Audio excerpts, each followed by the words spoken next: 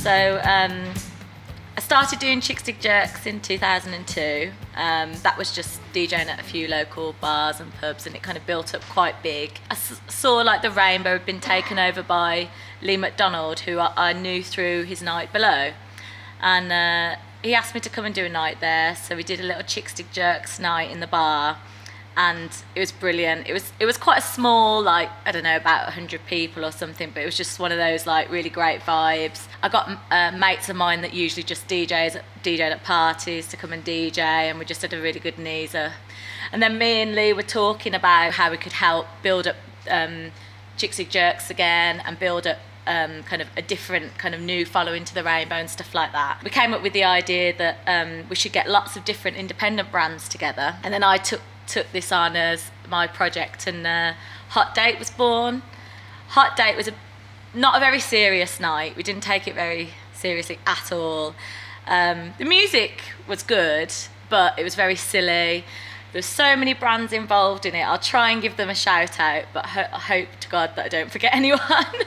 But there was obviously Chick Stick Jerks. We had Death at the Disco, Bang Bang, Bleep Bleep were involved at one point.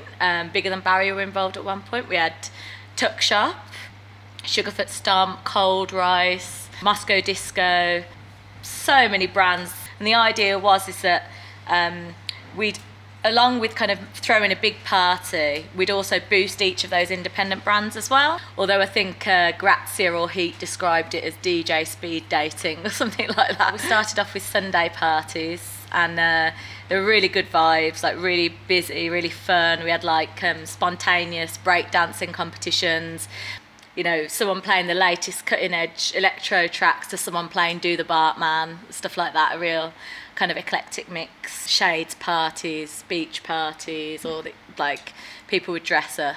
Probably the best and most kind of well-loved parties that we used to do were the Valentine's parties. We always used to throw Valentine's Hot Day. It was always actually be on Valentine's Day, no matter what day of the week it was. It would be Valentine's themed, obviously. People would come dressed in red and pink and with hearts on and God knows what. But we also used to do a blind date game, and one of our DJs, actually Jamie from New Scotland Yard, I nearly forgot to mention them, would dress up in drag as Scylla, and we'd do the blind date game.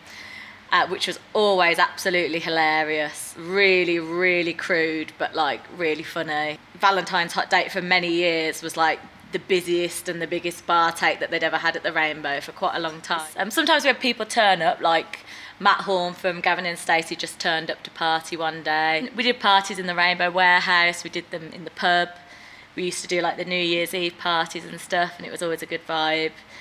It was sometimes a little bit too raucous. Sometimes the DJs would get thrown out for being naughty. I also used to do live shows as well, and I think one of the first ones that I did at the Rainbow, it was before they'd actually had it done out properly, and probably should have waited a bit, but we had a band called Data Rock, and I think the generator blew up because they weren't actually ready for bands at that point. Obviously they're quite slick now and everything's all, you know, in place, but back then it was early days, and I think I was one of the promoters that went through all the teething problems at the start, and the generator exploded, and luckily everyone who came to the gig was so nice that they helped Data Rock carry their equipment down to a local venue where we moved the gig to, and it was all okay. And then after that they sorted everything out and we didn't have any problems again.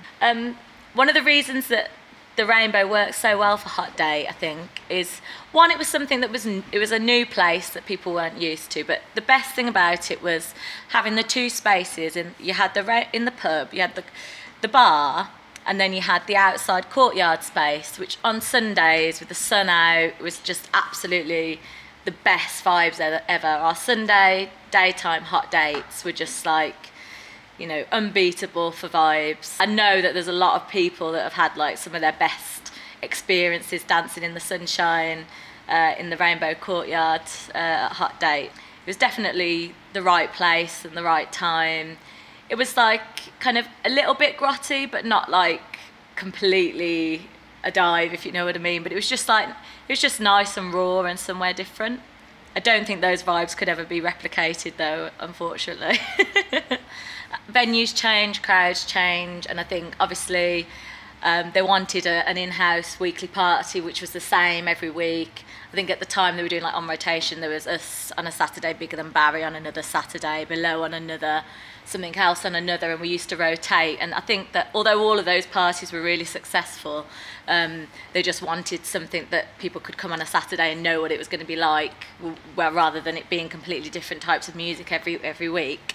So when that kind of happened, we had to move on, which was a bit sad, but I think sometimes it's best to end things when they're at their peak, and we've done it at different venues since. But we've done it at like the Hare and Hounds and the Flapper and a few other places, and still a really good party. That Rainbow will always hold a place in my heart, but I think that, you know, those days have been and gone, and now it's time for a new party to create new vibes here.